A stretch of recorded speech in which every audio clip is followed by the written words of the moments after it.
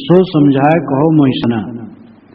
मुये ब्रह्मा विष्णु महेशु, पार्वती सुत मुये गणेशु, मुये चंद्र मुये रविशेषा, मुये हनुमत जिन बादल सेता, मुये कृष्ण मुये करतारा, एक नमुआ जो सृजन हारा, कहीं कबीर मां नहीं सोई, जाको आवागमन न हुई।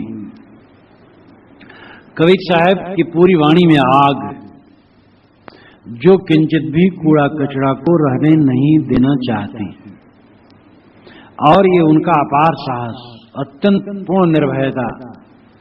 पूरी परंपरा करोड़ों करोड़ों लोग मान रहे हैं कि ब्रह्मा विष्णु शंकर गणेश हनुमान कृष्ण राम ये सब अजर अमर है, और जिनको हम कहा जाता है शरीर छोड़ दिए, वे भी जब चाहे तब प्रकट हो जाए।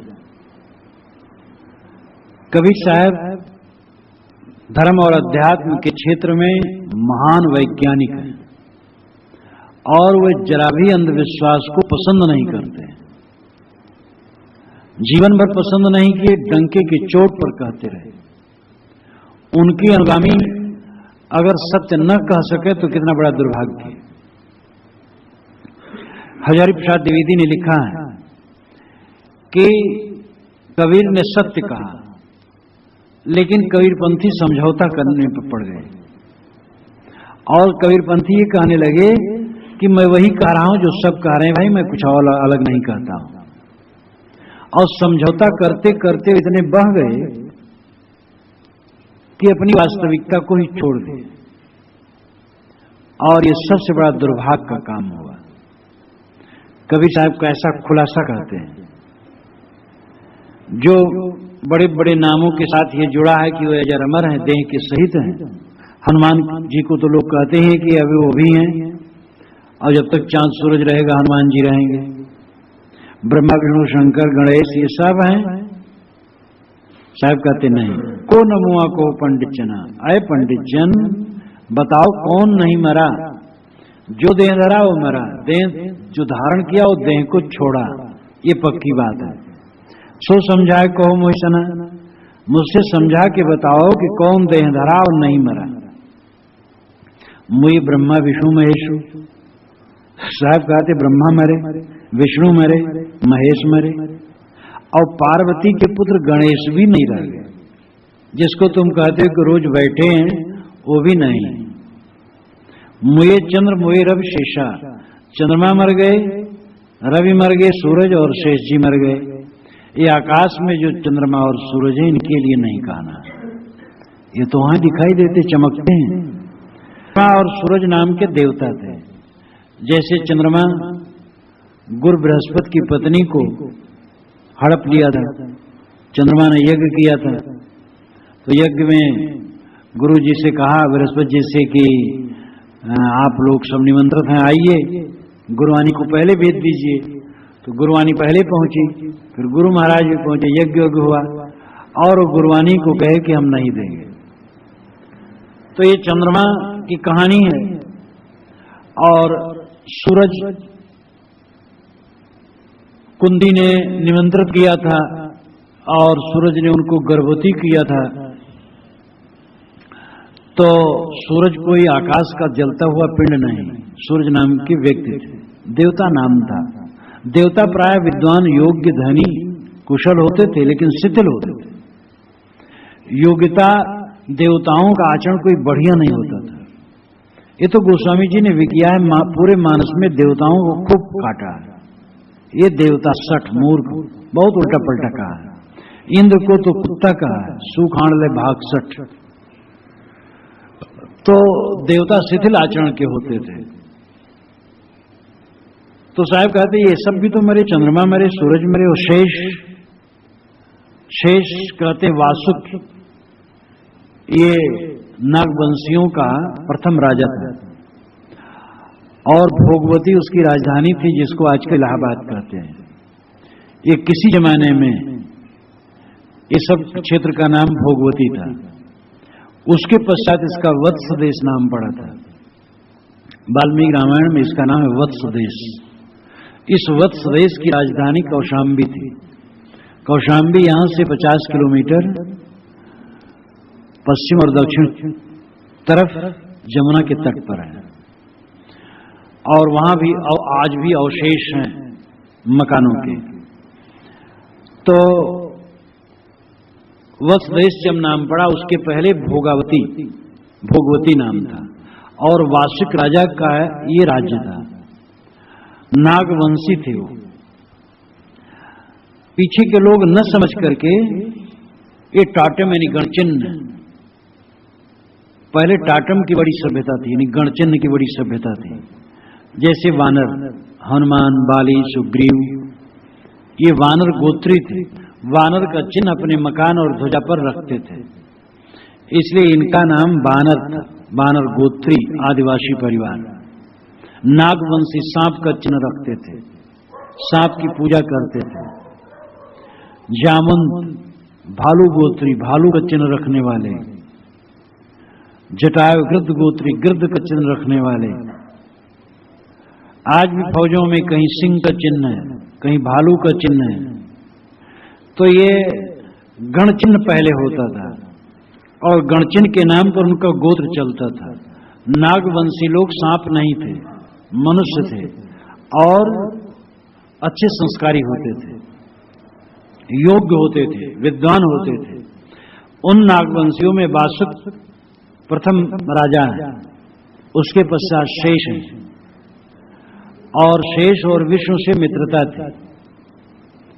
विष्णु भी एक महान पुरुष थे, लेकिन पौराणिकों ने शेष को विष्णु की सैया बना डाला। वो ऐसा होता, बौद्धों ने इंद्र इत्यादि को बौद्धों का खिदमतगार बनाया। कबीरपंथियों ने भी, कबीर साहब, पौराणिक कबीरपंथी कबीर साहब का दास सबको बना डाला है। तो एक खींचतान की बात है। शेष जी भी एक राजा थे, और विष्णु भी एक महान थे। वो राजा वैसे तो नहीं थे, लेकिन राजे थे वो, बिना ताज के महान राजा थे। तो शेष जी भी नहीं रहे, जो नागवंशियों के महान सम्राट थे। मुए हनुमत जिन बादल सीता, हनुमान जी भी नहीं रह गए, जिन्होंने सेतु बांधने में, पुल बांधने में बड़ा सहयोग किया था। वो हनुमान जी भी आज नहीं रह गए। भले किताबों में लिखा हो कि जब तक चांद सूरज रहेंगे तब तक हनुमान जी रहेंगे, विभीषण रहेंगे, लेकिन न कहीं विभीषण दिखाई देते हैं, न हनुमान जी दिखाई देते हैं। मुए कृष्ण मुए करता, कृष्ण महाराज भी नहीं रहे। और ये तो बारंबार और बहुत कहा गया है, राम कृष्ण सबके लिए कहा गया है। और ये इसीलिए कहा गया है कि मतलब है कि जो भ्रम है कि ये सब बैठे हैं, ये भ्रम छोड़ दो। कोई कह सकता क्या कबीर रहे? कबीर भी तो मर गए। कबीर साहब अगर कह पाओ तो कहेंगे हाँ हाँ कबीर भी मर गए।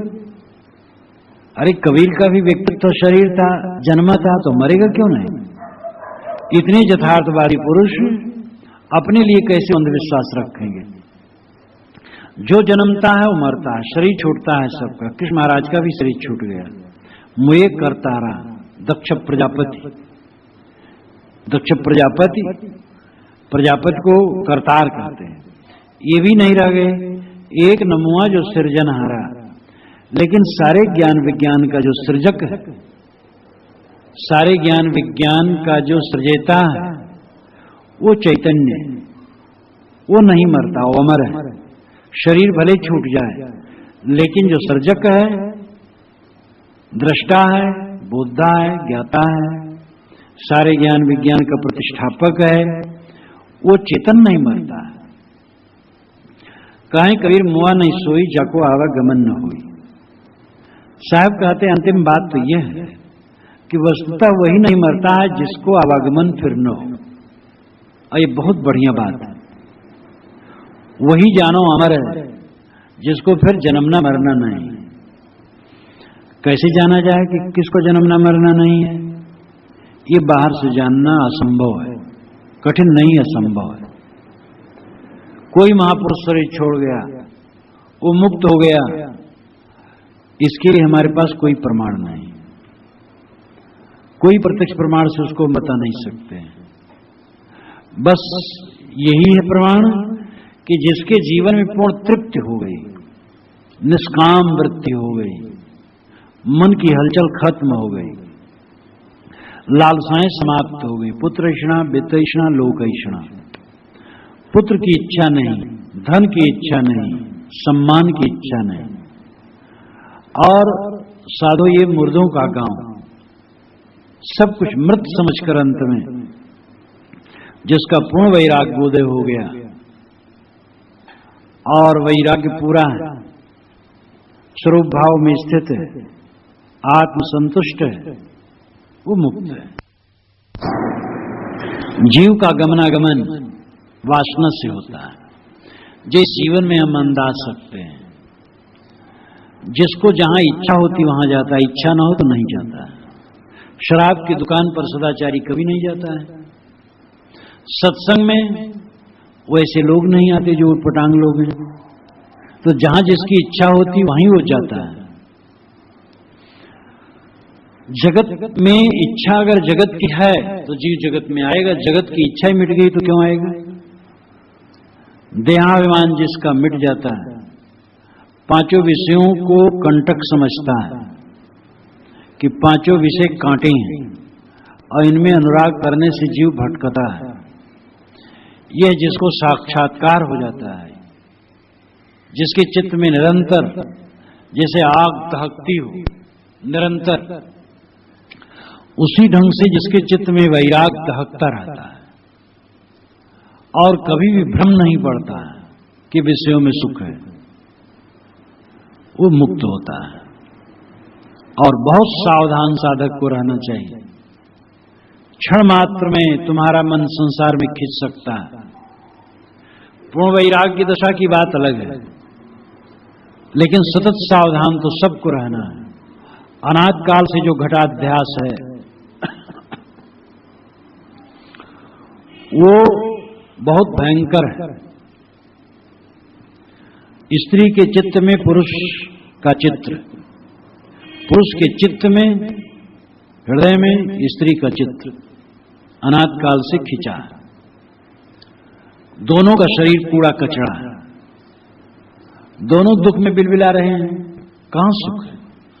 एक सुंदर नवयुवक को देख करके स्त्री आकर्षित होती है, लेकिन उसके सौंदर्य माधुर्य में आनंद होता तो युवक संतुष्ट रहता। युवक बिलबिला रहा है एक सुंदरी को देखकर, एक सुंदरी स्त्री को देख करके आकर्षित हो रहा है युवक, और सुंदरी स्त्री में वो होता कुछ तो वो आनंदित रहती। एक मृग तृष्णा, एक भ्रांति, महाभ्रांति। ऐचे खैचे बाल और चिकनी चमड़ी, कपड़े, इन सब को लेकर के जो सौंदर्य की कल्पना होती, सब का सब गंदगी है। लेकिन इस गंदगी का बोध निरंतर बना रहना, ये विशेषता है। गंदगी होते हुए भी उसमें सौंदर्य, माधुर्य और आनंद की भ्रांति होती है। जब निरंतर विवेक और साधना द्वारा, सेवा स्वाध्याय साधना द्वारा अविद्या का पूर्ण नाश हो जाता है और साधक निरंतर सावधान रहता है, तब उसके चित्त में दिव्य स्थित होती है। काम वासना का पूर्ण नाश, देहाभिमान का पूर्ण विसर्जन, पांचों विषयों से निरंतर विरक्त हुए बिना कोई स्वरूप में स्थित नहीं हो सकता। और स्वरूप स्थित ही जीवन का परम फल है। जिसकी सारी वासना निवृत्त हो गई, आत्मलीन पुरुष है, ताको आवागमन न हुए, उसको आवागमन नहीं। आज ही उसका मन इधर उधर नहीं जाता है। मरते समय शरीर छूटते समय चित्त अपने आप में कहां जाएगा? इस अवस्था को प्राप्त करने के लिए साधक को सतत सावधान होना चाहिए। खूब विरह भावना होनी चाहिए, इसके लिए खूब कल्याण की भावना होनी चाहिए।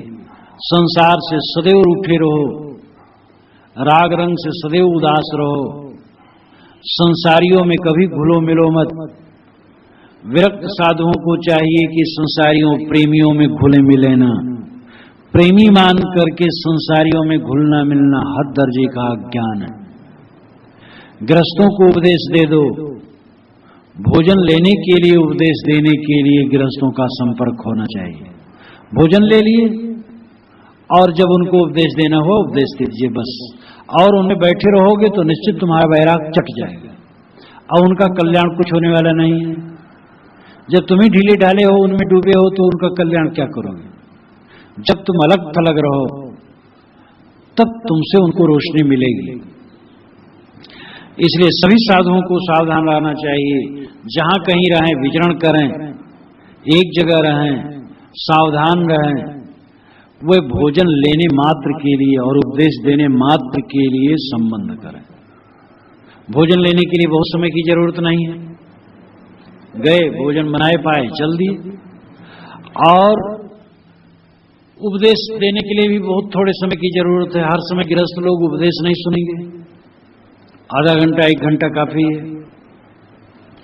तो इस प्रकार साधु को चाहिए कि संसारियों से अलग थलग अपने को बनाए रखे, जैसे वो साधना में डूबा रहे और फिर तो उसकी रोशनी गृहस्थों को भी प्रकाश देगी।